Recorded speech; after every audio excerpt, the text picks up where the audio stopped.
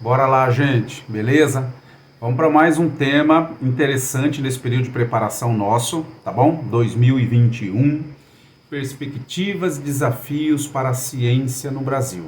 Perspectivas e desafios para a ciência no Brasil. Beleza. Sandro, como que eu começo um tema como esse? Como que eu começo? O que eu coloco numa introdução?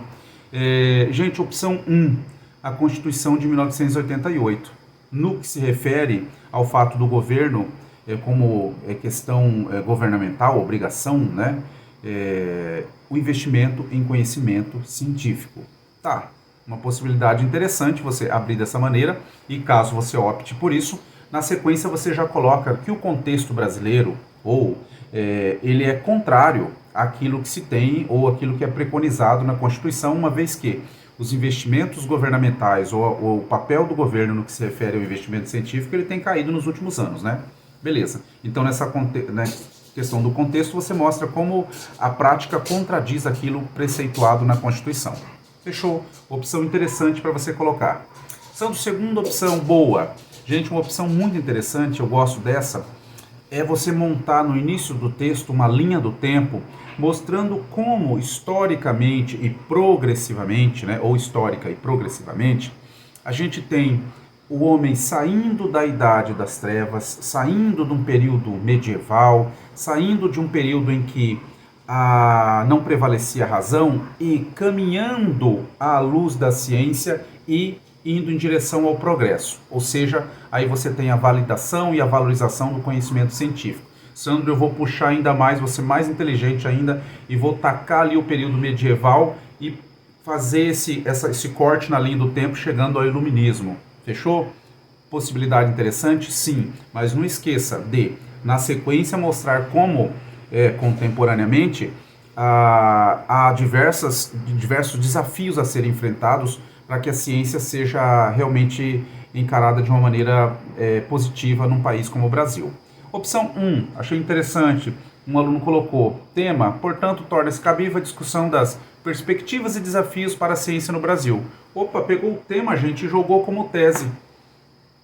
Pode, pode. Ficou bom? Ficou. Segunda opção, eu vou, Sandro, na direção de realmente mostrar a importância de localizar o meu D1 e o meu D2 na minha tese. O que seria meu D1? Ou seja, qual é o papel do governo, ou qual tem sido o papel do governo, qual é a implicação governamental em relação a essa questão de perspectivas e desafios da ciência no Brasil, ou seja, como tem agido o governo nessa questão em relação à ciência. Então é um D1 interessante, foco no governo e como essa questão tem sido tratada. Beleza. No D2, Sandro, obviamente, isso traz consequências, isso acarreta implicações ao corpo social, ou isso afeta a sociedade, ou isso causa prejuízos, enfim. Eu vou trabalhar essa questão já no meu D2. Beleza, organizadinha a sua introdução, desce lá para o D1. No D1, óbvio, você colocou lá em cima, vai tratar da questão relacionada ao governo. Pô, o que eu vou trabalhar com o governo? Se você verificar nos textos de apoio e se você verificar nas matérias relativas ao tema, você tem nos últimos anos um corte orçamentário, ou seja, o governo tem dedicado e tem destinado verbas muito menores, continuamente menores, à pesquisa e busca do conhecimento científico no Brasil. Isso tem ocorrido frequentemente nos últimos anos, tá?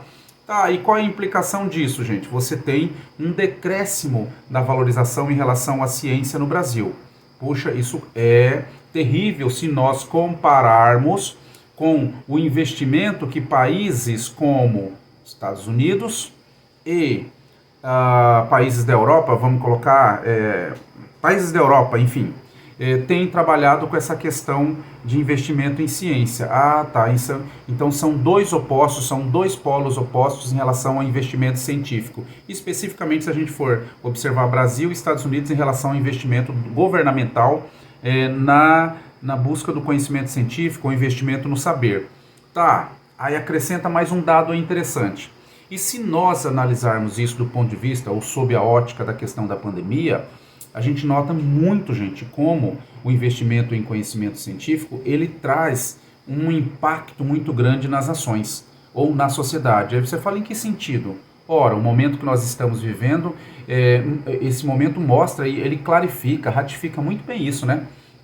Porque você tem um país como os Estados Unidos que investiram em ciência num período pandêmico como esse e foram em busca de uma vacina e estão colhendo os resultados desse investimento em ciência. Por quê? Vacina, eles conseguiram um número maior de vacinas que qualquer outro país do mundo. Obviamente, as empresas que investiram nisso estão tendo um retorno, imagina, um retorno colossal, né? Por conta da venda dessas vacinas, ainda mais num período de pandemia. Enfim, diferentemente do Brasil, que não investiu e é refém, né? E de um IFA, de um ingrediente farmacêutico ativo, esperando um IFA da Índia, esperando um IFA da China, para que ele possa, aqui no Butantan e na Fiocruz, produzir as suas vacinas. Fechando o D1, portanto, o investimento, ou falta de investimento do governo, faz com que o Brasil se torne dependente, né, em relação ao conhecimento produzido, e isso acarreta consequências danosas ao corpo social. Puxa, eu vou puxar isso lá, vou pegar isso e colocar lá no meu D2. Perfeito. Que seria o nosso D2 descendo ali e você mostrar as consequências disso tudo num país como o Brasil. Ou seja, se há um investimento em ciência, há um investimento em universidades, em institutos de pesquisa para que eles desenvolvam nas mais diversas áreas do saber, você tem um retorno garantido. Diferentemente no Brasil, quando a gente não tem e não há esse investimento, uma das primeiras consequências é aquilo que a gente chama de fuga de cérebros. Nós temos grandes mentes, grandes cabeças indo embora do Brasil, porque a gente não tem um respaldo no sentido de garantir a permanência dessas pessoas, desenvolvendo pesquisas no Brasil e, obviamente, devolvendo aí a ciência respondendo e apontando soluções para os problemas sociais e econômicos que nós temos, tá? Puxa, não entendi.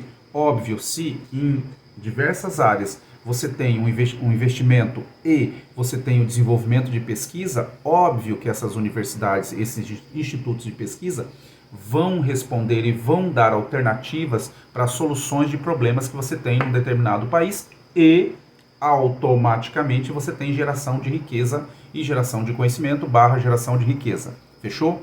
Ou seja, quando o país deixa de investir, gente, a gente perde. Porque até tentando encaixar o Bauman ali, né?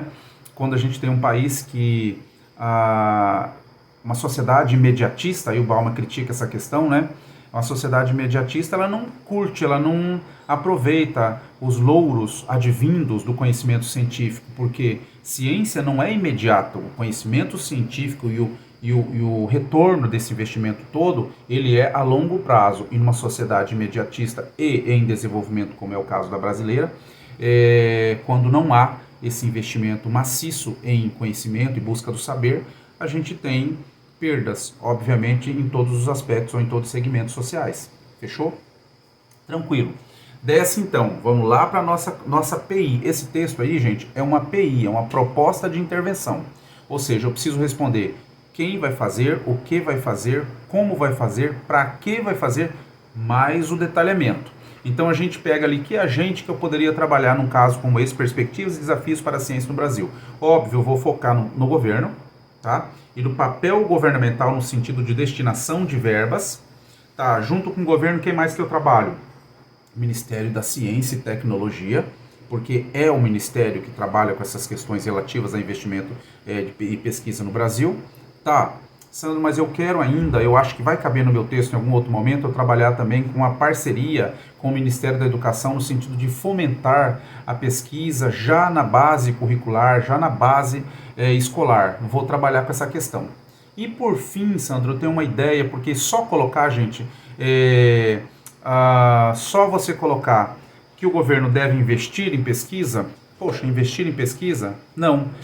Isso já é como se fosse chover no molhado. Óbvio que tem que investir em pesquisa.